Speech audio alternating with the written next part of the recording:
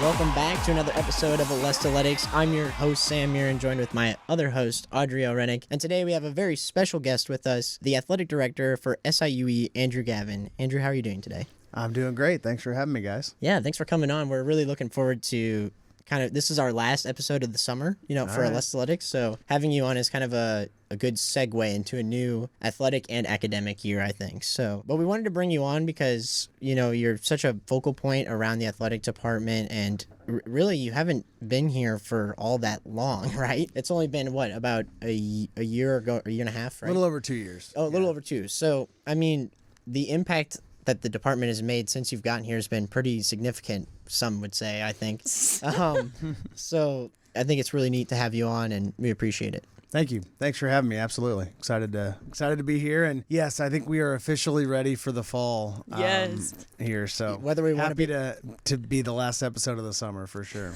Yeah, we're ready for the fall, whether we want to be or not. It's here. Well, Andrew, like I said, I appreciate you having on the podcast, but I really wanted to bring you on to get to know you as the person who kind of is behind the department, just why you got into this, why you chose SIUE, what does it mean to you to be the athletic director, and especially here? Yeah, absolutely. Great question. So I think I was about Audrey's age. She's going into her senior year here. So when I made a complete career pivot, so when I talk to students, whether they want to work in sports or otherwise, I encourage them that's okay. It worked out for me. It's not easy, but I was an economics government major in college. Thought I was off to a finance job or law school or something like that. And then just kind of had an aha moment at about this stage right before senior year where I was like, no, 6-year-old Andrew wanted to work in sports, and I'm pretty sure so does 21-year-old Andrew. So all that to be said, long story short, I was fortunate at the tail end of that kind of pivot to land a job on the communications side of college athletics. So I worked my first decade or so doing communications, PR work, some broadcasting, setting up interviews. So typically was not the one on the mic, but helping others get to the mic or get promoted and all of that. So that's how I started my career, and then transitioned into administration from there. I spent 6 years as a Division II athletic director up in Wisconsin at the University of Wisconsin Parkside. Really what ultimately drove me here kind of at the surface level was a competitive desire to get back to Division I and to be a director of athletics at the Division I level. I loved Division II. I loved Parkside. I loved the community that my family and I lived in, but there's something about a competitive itch that's hard to turn off, and I wasn't able to do that. So that was kind of the initial driver of trying to look for Division I AD jobs. What specifically appealed to me about SIUE were a few things. One, I love football. I like to watch it from my couch on Sundays. It's not really a driver of my professional career goals. So the fact that this is a non-football school, I love regional public institutions. I did not attend one myself, but I've found that's kind of become my niche professionally. And I wanted to go to a place that I thought was getting better and that I could help in that process of getting better. And I really saw that at SIUE. At the time, we had been Division I for about 15 years. I really hit it off with the vision and ambition of Dr. Miner. So I knew that coming here was an opportunity to be part of growth, to be part of progress. And that probably is my professional addiction, is just getting a place to become a better version of itself. Yeah. And that's really what I think I've found here, which has been nice. Yeah, you could checked all those boxes. You could definitely say that the school took a jump since you've gotten here. I mean, I have half a page of just the team's achievements of various teams, and that's not even individual achievements. So I didn't even focus on track or wrestling because their stats are kind of harder to monitor. But still, it's amazing how well the school's done since your arrival. So since being here, how would you say you've developed a relationship with athletes and coaches? How has that been? Yeah, good question. I mean, I think I try to be visible and approachable to our student athletes and our coaches, but I was not a coach. I've never coached. I was a very low-level Division III bench warmer on a basketball team. So I try to do it in a way that's not micromanaging. So you mentioned this list of accomplishments, which is impressive that you put it together here, Sam. But I didn't have anything to do with any of that, right? So really what my role is to hopefully help create an environment and a culture where they can succeed. I talked about getting better. My commitment to every recruit is that we will do everything in our power to make this a better place when you walk across the stage than when you get here. So if we're doing those things, we're helping the experience be better. We're helping travel be better. We're the academic balance of student athletes, trying to work with professors and our academic advising staff with missed classes and travel. And there's a lot that goes into that beyond winning and losing, obviously. But that's really kind of the focus. And I think if we do that as a staff, and that's not me doing it, it's our staff doing it, it will support our coaches, which will in turn support the opportunity for success for student athletes in and out of competition. Yeah, for sure. I know like in prior meetings between you and I, when I've interviewed you for stories, your big push is the greater St. Louis region, really trying to get SIUE into that market and competitive. Do you use like your athletes and coaches to kind of advertise for that, to bring those like outer markets in, especially across the river, in St. Louis? Yeah, I think you have to be loud and proud in this business. So using their success, using athletes strategically in terms of where they're from. We certainly have a number of conversations with companies in St. Louis, with others in the region. And we like to promote the fact that we've got a lot of great, talented young people from this region. We obviously have a lot of great, talented young people from all across the globe, which we're excited and proud about as well. But certainly you want to highlight some of those success stories for sure. And I think we're making good progress there. I was actually this morning at a St. Louis Sports Commission board meeting, and I think people are more aware of SIUE than maybe they were a couple years ago. And there's a lot of intentional things that we've tried to do to meet that goal. We got a long way to go. There's no better marketing strategy in college athletics than having your name on the bracket. You can't bank on that. You can't buy that. You just have to hope that the good work and the fortunes in a conference tournament, work in your favor. And obviously they did for Coach Brony and the men's basketball program this year. It does work from a marketing perspective and a brand and visibility perspective, and not just for athletics. It's phenomenal for the university, for you guys as students, soon to be alumni, to have that type of recognition, visibility, school pride that can come through sports. So I was also wondering, how is your relationship with maybe other athletic directors from across the area? And in the OVC, OVC conference.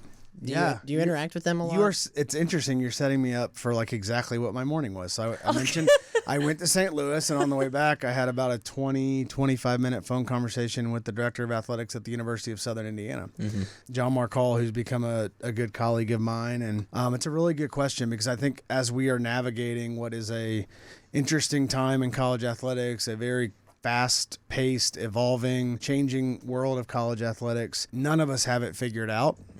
And if anyone pretends to, whether they're at Mizzou or Illinois or SIUE, they're wrong. So you have to be willing to have conversations and say, how are you handling this? Or, hey, I saw that rule change, or this might be coming down. What are you thinking about this, right? And if we're not doing that as colleagues, we're kind of missing an opportunity to get better ourselves and to lead. So over the last 6 months, I have developed a much stronger relationship with Carbondale's AD, because we didn't cross paths all that often previously. We'd see each other at a board meeting here or there. We'd, occasionally play in this sport or that sport. But we've really had to link in and say, hey, how are you navigating this? We work in the same university system. We have some of the same rules, regs, bosses at the highest levels. So I think we both embrace the opportunity to connect with each other. For sure. Well, how do you, I guess with all the business side of things, and you said you're a sports fan, you like to watch football on the couch, right? How do you separate the business side of SIUE sports and kind of enjoying the sports themselves, watching the athletes perform? Well, honestly, it's a blessing to be able to show up at a game or a track meet or a wrestling duel or what have you, because I think most of us who get into athletics do so because we either love to play, we love to be a fan, probably a combination of the two. And sometimes when you put silly outfits like the one I'm wearing on with a sport coat and dress shoes, and you sit in meetings and talk to donors and business people, you can forget pretty quickly, like, oh yeah, I get to watch sports for a living. So the idea that I get to stay after work, quote unquote, stay after work and watch a volleyball match this fall is a blessing, and it's a reminder of, oh yeah, this is actually why we're here. So it's fun. As a fan outside of SIUE, it does change the way you view sports. It's hard to watch a game in the same way. If I might take my son to a city game this weekend, like, I'm probably going to spend 75% of my brain power Saturday night thinking about which sponsors they have and how I can connect with, that sponsor. and what promotion the Cardinals are doing or what, like, you really can't turn off that piece of it. So it changes the way you watch sports from a fan perspective. I'm much more likely to watch a game because I know the coach than I am to watch Duke, North Carolina, because everybody else in the country is watching it. Right. I'll probably flip on some random Big South game because I know an assistant coach, right? Yeah, I was going to ask you. But that's honestly, that's more fun too, because you're watching it through the lens of knowing people and rooting for people and wanting them to be successful. Gives you some biases when they like make it, like you said, like when SIUE makes it to the NCAA, you kind of, all those other teams that kind of make it in there that might not have or not have seen to, kind of gives you a chance to root for them because you know the situation they're in, Yeah, right? absolutely. So we're talking a lot about fans. I really want to know, how do you think that fans have shaped the culture here at SIUE? It's a good question. I mean, I think they will continue to. I think it's an evolving journey. Not all of our fans are the same either, right? So I could answer this question differently, so I will. Student attendance is hard, not just at SIUE, nationally right now. Even at some of the biggest schools and the most premier sports, you guys are busy. Honestly, a lot of students work in different ways than they've worked previously. Class schedules look different. There's the whole online education. Maybe students aren't coming to campus at the same frequency that they used to. And none of those are excuses, but it is a different audience than it probably was 10, 15, 20 years ago in terms of getting you guys to say, yes, I can take 2 hours and come to a soccer game. I can take 2 hours and come to the arena. So it is vitally important, though, because other aspects of our fan base, families, community members, sponsors, donors, they want to see students. They want to see a student section. They want to see school pride.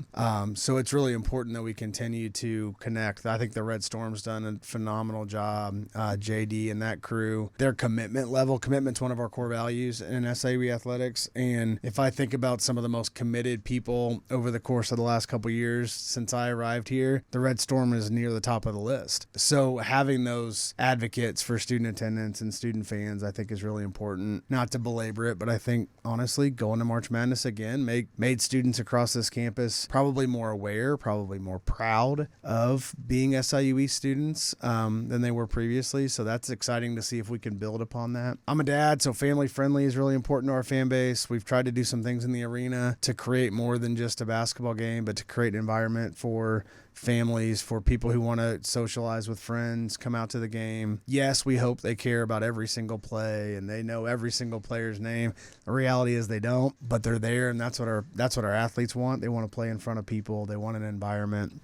So that's really important to our fan base. And I'll tell you a quick story. So Jack Campion is going to be is a member of our men's basketball team. He transferred from the University of Southern Indiana. He was a player to watch. I put it for the Alestle player to watch. Yep. There you go. On our last episode. Yep. That is a good one. Yep. I'm glad he's on our team now because honestly, he was kind of annoying to play against. At their play, we were better than them the last 2 years, but at their place, they have a nice arena and. Man, Jack just kind of lit us up. So I'm glad he's wearing our jersey now. But I bring that up because when he decided to go in the transfer portal, one of the reasons that he looked at SIUE is because he liked playing here. He liked the environment and the atmosphere in the arena. He thought we had a good thing going, so why not join it, right? So you just never know. And that could be a future player. It could be a recruit. It could be a 6-year-old. It could be someone who wants to write me a big check to renovate the arena. You don't know, but creating that environment and having that fan base is important every minute of every single game. Mm-hmm. I'm so glad you brought up the family part. My last column that I wrote for the paper was about how it feels like SIUE really focuses on that family first environment, whether it's, like you said, for the fans, but even in the team. Like the relationship between Baroni and Rayshawn Taylor was evident on the national stage. They did national stories on it. Is it easy for you? You mentioned you have, I believe, 4 children, right?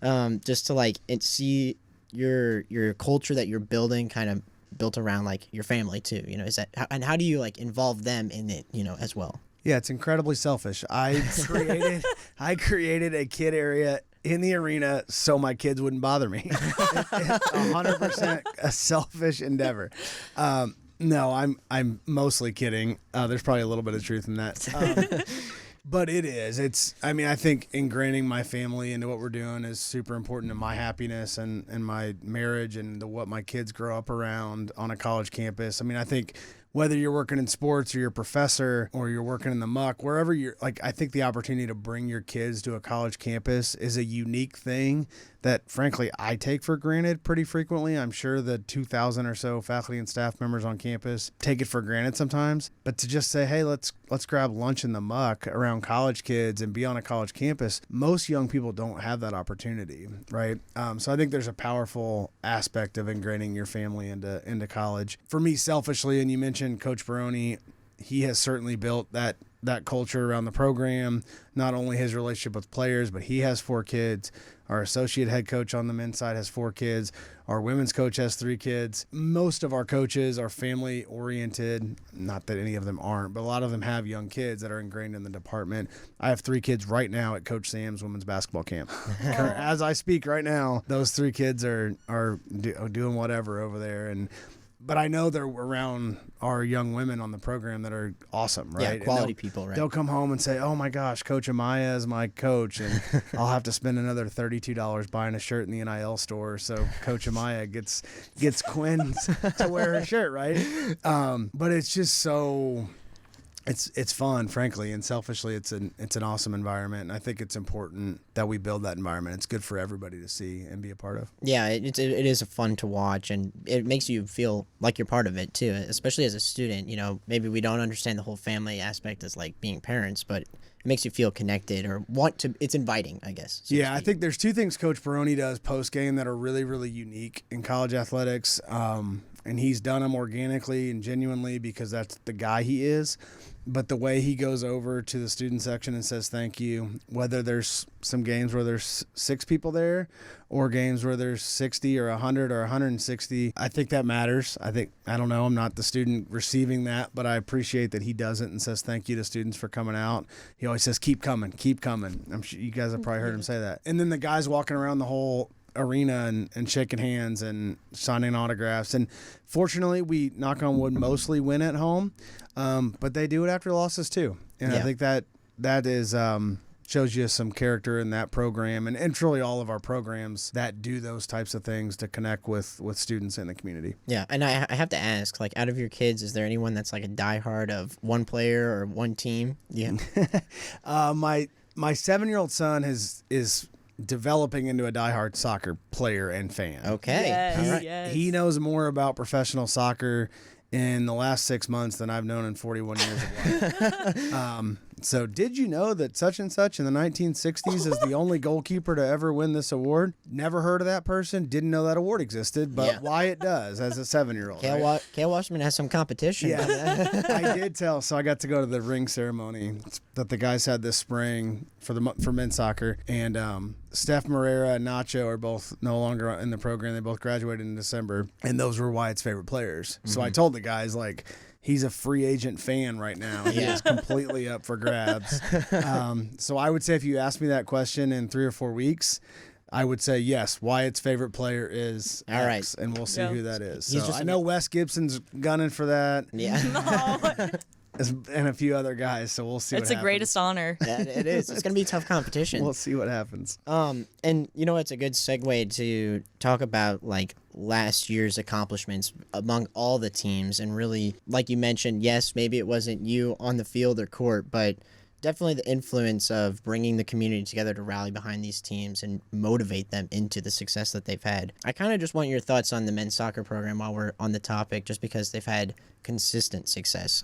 They've made it to the NCAA tournament the last 2 years. They've won both the regular season championship and conference championship, and not to mention bronze boot back-to-back in the first time in 41 years on 2 years ago. So just what are your thoughts on the program, the coach, the players, all that? Yeah, Coach Wasserman's done a great job. I think similarly, that's a group of young men that has embraced history of the program, probably behind the scenes. Most people wouldn't have seen, but the way that some of the guys who played here in the 70s will come back and talk to our guys, I think feel the pride of the 2 bronze boot victories maybe more than anything, because they played in the bronze boot. Right? They didn't play in the OVC. They didn't play in Division I even. They played in the bronze boot. So there's some pride in those alumni, and it's been cool to see some of those connections. One of the things Coach Wasserman's done, and this is the nature of college sports in general, it's more the nature of it now with the portal and everything else, but he lost a lot of young men from the first team that won the bronze boot and 2 OVC titles, a lot of really good players. And then to do it again was really impressive. And there's a lot of guys that we lost on last year's team. And I think we'll be really, really strong program again this year. But that's easier said than done. Right.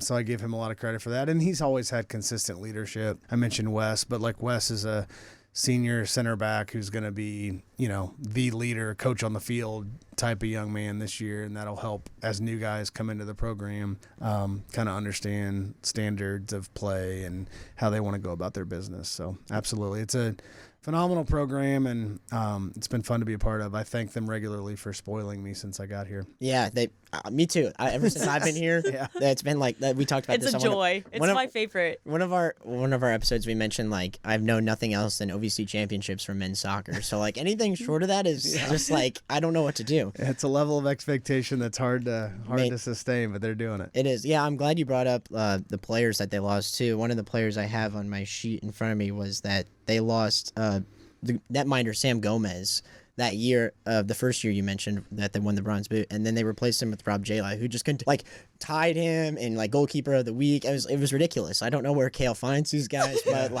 he does a great job. You got to give him that. Absolutely. But I think we have to hit the biggest point that we've kind of alluded to throughout this episode, and that was the NCAA appearance from men's basketball. I kind of just want your view from as the athletic director, just all the craziness that came with it, and also the aftermath, as you've mentioned, the effects on the school. Just your side of it. Yeah, I mean, it was a blast, obviously, I think for all of us, and certainly was fun in Evansville to be on the floor and get to experience that celebration. I mean, I've been doing this 20 years now, and it's my first Division I men's basketball March Madness. I've been fortunate to be around a lot of great teams, but you just don't take those things for granted when they come, regardless of sport. As a guy who grew up, watching March Madness and all that, is kind of fun. During a couple of stories I'll just mention that wouldn't have been seen, but during the open practice, so we go to Wichita and there's an open practice the day before the game and anyone's allowed to come, and massive. I thought it was really cool the way they did the March Madness logo on the floor this year. The blue dot was fun too, but they just this huge March Madness logo, and Baroni just walked over to me and he was like, "Did you see that logo?" And, those are the kind of moments that are just memorable, jaw dropping. Right? Yeah. Just that's this really is real. there, right? Our players will be out there, right? No, that's surreal. Selection Sunday, I thought, was honestly my favorite moment of the whole experience. As much fun as it was to win the championship, as much fun as it was to go to Wichita, to see the community come out on Selection Sunday. There wasn't any stress that day. We knew we had already won, too. So that maybe made it a little bit better. Was just a really, really cool moment. We had people in the arena that day that had never been to a game. Wow. But they wanted to come to Selection Sunday because they understood the historic significance of that. And that's pretty cool. I actually got goosebumps saying it. And hopefully now they'll come to games. Right. So that leads to the next part of your question. I mean, I think the momentum that has been building and continues to be part of our focus is how do we continue to get new fans, renew fans, new donors, new sponsors. There is the business side of that that's really important to our budget. So we're at 98% season ticket renewal rate. We're 32% increase in total season tickets, and it's just turned August. We've almost doubled our Cougars Champions Fund donations from last year to this year in 4 weeks. So that part of the momentum isn't as important as the student athletes getting to win and experience that and the joy it brought to our fans, but it's a really important part of what's next and how do you sustain success for years to come. And that was I was driving back from Evansville Sunday morning after we won, and it kind of hit me. When I got here, I would regularly hear, if we ever go to March Madness, when we go to March Madness, for those that were a little bit more optimistic. And it just kind of hit me oh, we are going to March Madness. If and when has become here and now, and there's a responsibility to try to sustain that. So that's a lot of what I focus on now. Yeah. What was the most shocking call that you got, whether it was a news station or a friend or whatever? After you guys knew you were going, who was the person that called and you're like, wow? That's a good question. I mentioned I started my career in communication, so I did get to know a lot of the national media that way. And Matt Norlander, who works for CBS, and I have developed a good relationships over the years. And he sent me a text that was kind of cool, like, "Oh my gosh, dude! Like an old SID is going to the big dance as an AD," and that was kind of a cool moment. Yeah, that's pretty awesome. Just based on last year, which team or market that you oversee do you feel like made the biggest improvements, whether it was on the field or court or just in attendance? Where did you see the most growth out of all the teams that in the department? Good question. I love all of these children the same, so it's hard to single one out. Baseball, probably, though. I mean, I think they had a really great spring. I think we were right on the cusp of that the last couple of years. We've had some phenomenal, talented young people with some different injuries to pitching and different things. Like, we just haven't, like, risen in the OVC standings over the last few years until last year, and I just thought the way those guys played and competed under Coach Lyons last year was super fun to watch. I mean, kind of became the Bombers of the league, which was fun.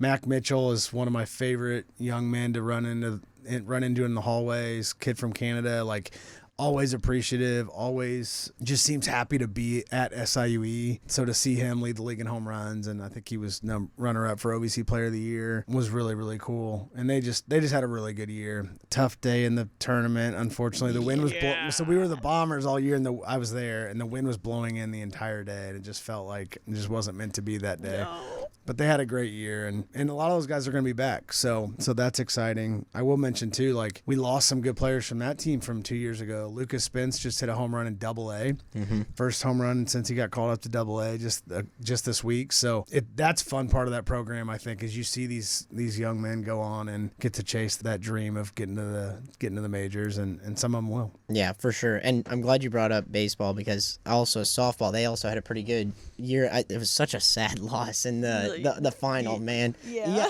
Audrey and I both agree that soon. Let's not talk about that. Audrey and I both agreed that EIU is our least favorite team in the recent weeks due to softball and baseball. But it's funny you said that. You asked about AD, so I've also become fairly close with EIU's AD, and obviously we compete, but behind the scenes, you get to know these guys, and Tom's not an old man, but an older than me man, so he's kind of a mentor. And I texted him, and I'm like, I am so glad, because it was summer then. I was like, I'm so glad I have at least a few months without you beating me, because it has been a tough couple of weeks.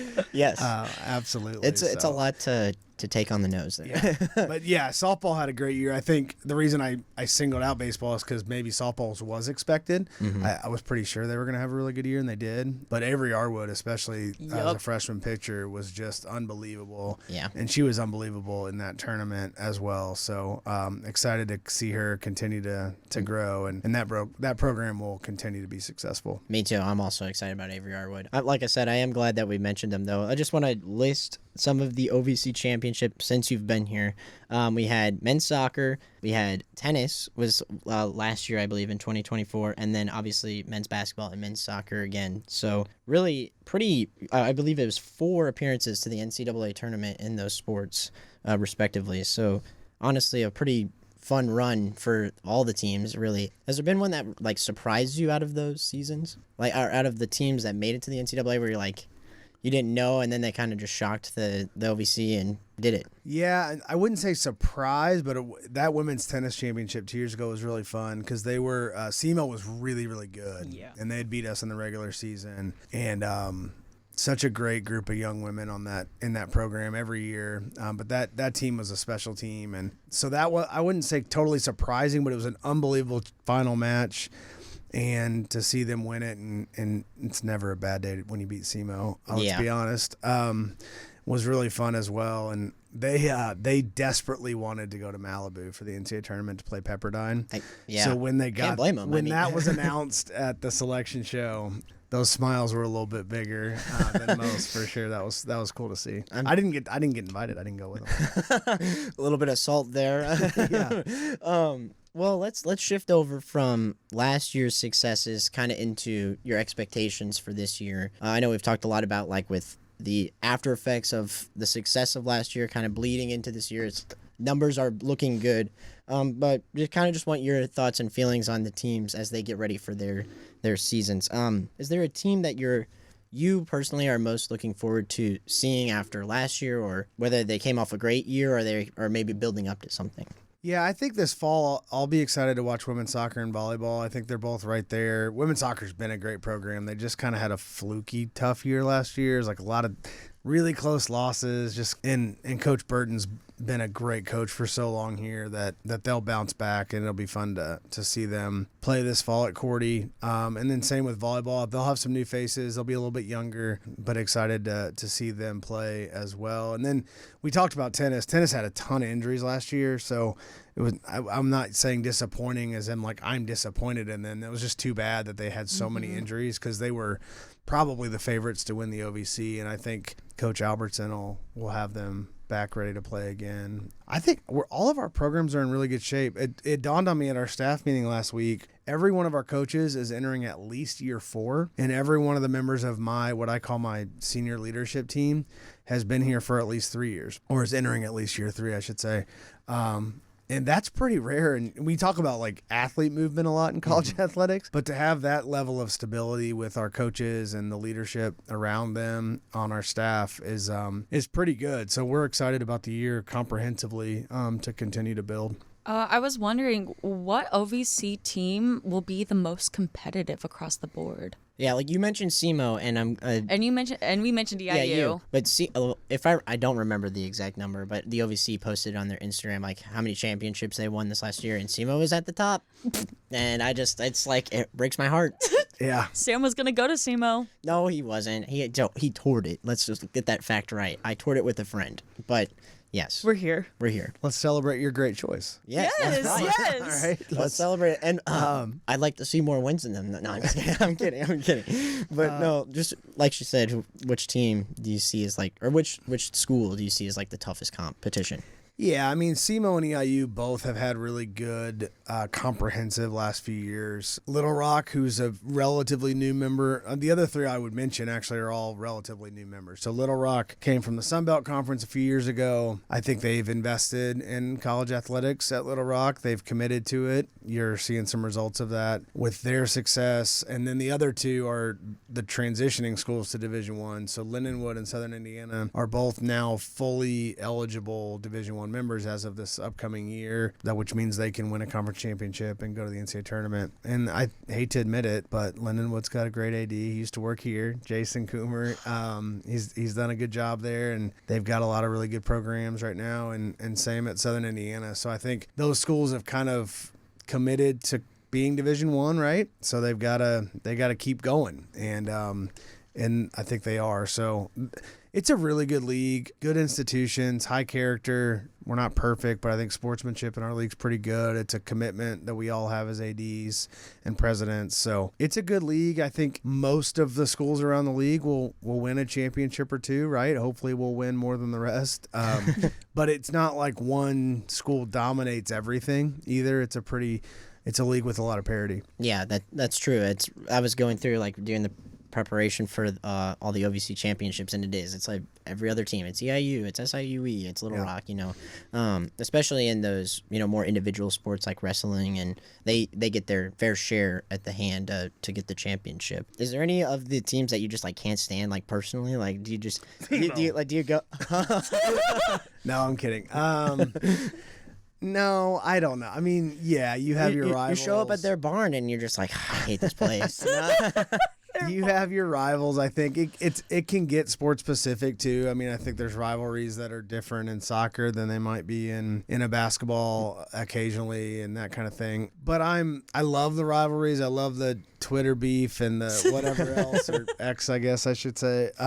It's part of what makes college athletics great. But I also have the fortune behind the scenes to know that these people that are the ADs or the coaches are, for the most part, really good people too. So it softens my rivalry tone a little bit, but not too much. Don't get me wrong. If you've watched me near or at a game, you get into it. I got issues, yeah. Yeah, that's good. No, I like that. My dad always told me, he's like, don't do sports management. I don't think you can handle it. He's like, you'd be way too biased. You'd screw your team over.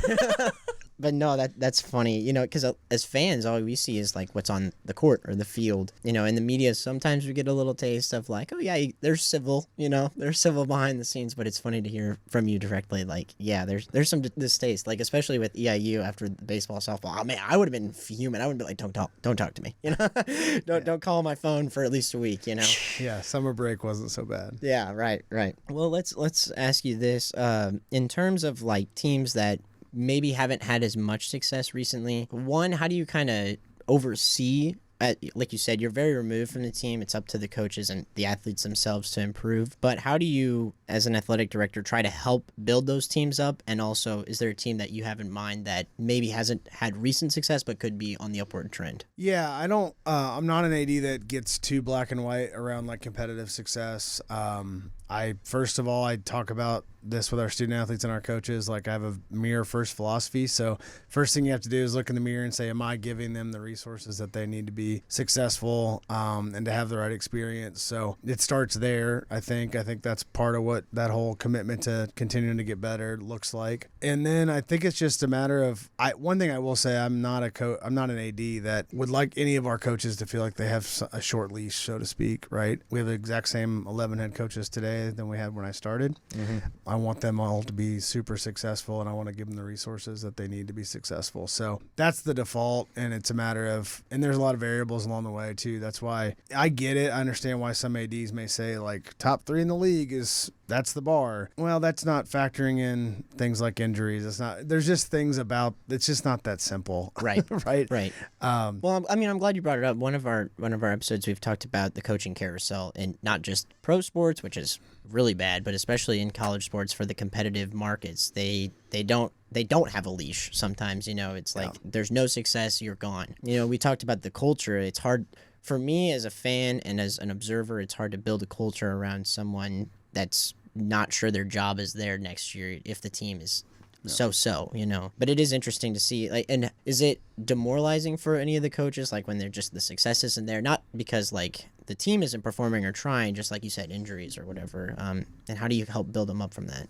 Yeah, I think it weighs on any of us when things aren't going well, right? And coaches are not a lot of professions. There's some stuff in business, obviously, where there's some data that's going to tell you if you're doing a good job or not, if you're in sales or finance. So I don't mean to say this like coaching's the hardest job in the world, but like there is a scoreboard and we can all see it. So it puts them under a microscope that a lot of our jobs don't have in this world. So they can't show up for work and kind of go under the radar like some can.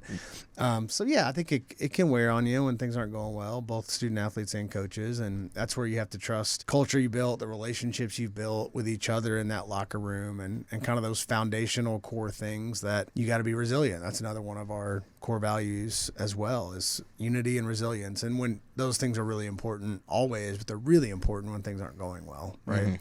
Mm-hmm. So you got to kind of rely on that. One team I'll mention, not because they haven't been successful. They've had some good young men in the last few years, but I do think they're a program on the rise is wrestling. Coach Spates and Coach Thomas, who's our associate head coach, have really done a good job recruiting. I think this is a program young men want to come wrestle in, and it's a great community. We've got a great practice facility that a lot of people probably don't get to see. We're playing in the MAC, the Mid-American Conference, with a lot of really good wrestling programs. So very competitive wrestling league nationally. So that's one where it's an individual sport, but the way that works is you want to get as many qualifiers into nationals as you can, and those points build upon themselves. The more guys that get to nationals, the better your team performs. And I think that's a program in the coming years you're going to see some young men getting into the national championship and competing there. All right, we'll kind of wind it down here with this last point. This might be a question for Wyatt, though. I'm not going to lie, with the history. But go ahead, Audrey. Yes, I'm really excited because I named this segment the Cougar Time Machine. Okay, Cougar Time Machine. If you could travel back to any point in SIUE sports history before your time, which event or season would you go back to see? Wow. I love that question. The Cougar Time Machine. Wyatt's going back to the first bronze boot victory. I have a feeling that would be. Yeah, I mean, that's where my brain went. There's no question. And that's probably going to be hard to, I'm going to check myself for a second, but I think that's my answer. Yeah. And there's the games in the 80s at Busch Stadium, which would have been really cool to see. Yeah. 20,000 plus people. But I mentioned earlier the kind of connection to the past with men's soccer. And I've gotten to know Chris Carenza pretty well. His dad's name is on the bronze boot trophy, Which is pretty cool. He won national championships here on the field playing for SIUE. So I think going back to the early 70s and watching us win a national championship would have been pretty fun. It might be, the recent success of it definitely would inspire that. Like you said, playing at Busch would be pretty cool. I can't lie. I know like a lot of high schools get to go and do like a game out there. Yeah. So that would be pretty cool to see a college level game on that field. But the fact that they play we should do that. Especially now. Yeah. Especially now that SIUE has their name on the board within the area. I'm sure a lot of people would I would show up. Challenge SLU to a baseball game or a softball. Yeah, we should do that. That would be a lot of Write fun. that down. There you go. A little extra for you. I have gotten to attend actually a college baseball game at the Mariner Stadium. Really? In my career. It was a Division III game even. Oh, that's fun. But it was a really cool experience for those young men on the field to play in a major league park. So challenge accepted. Okay, Good. deal. Yeah, Busch Stadium is beautiful. It's a wonderful It arena. is. I mean, but that was what I was going to say before is the City Stadium, Energizer Park is also. Yeah, even playing there for the bronze Oh boot my was gosh. incredible. It is just a gorgeous arena. So to watch like SIUE and even SLU, like not cheering for him, but like seeing him out there is like, wow, that's awesome. My buddy's a big soccer fan. He doesn't go to college, but I even brought him along. That's how influential it is. So no, that's pretty cool. So yeah, I agree with you. I think bronze boot would probably be my pit stop if That's my stop. If I was going back in time. So all right, well, Andrew, we really appreciate you coming on to chat with us about last season, this upcoming season. We wish you the best of luck as the year comes around, and hopefully we'll see a baseball game at Busch Stadium. Yep. I will have my ticket pre-ordered. Let me know when that happens. But as for the show, as I mentioned earlier, this is our last episode of the summer, but we do have a publication schedule out now, so you can pick up a copy of the Alestle newspaper on August 28th, and that Saturday, August 30th, you can check out a new episode of Alestle After Hours, so you will hear from me and two of our lovely editors after that. And then Alestletics will return in about a month on September 6th, so a good month into the college sports season, and we will have some updates for you then. But for now, we will cut to a break, and we will see you again soon. Bye. Bye.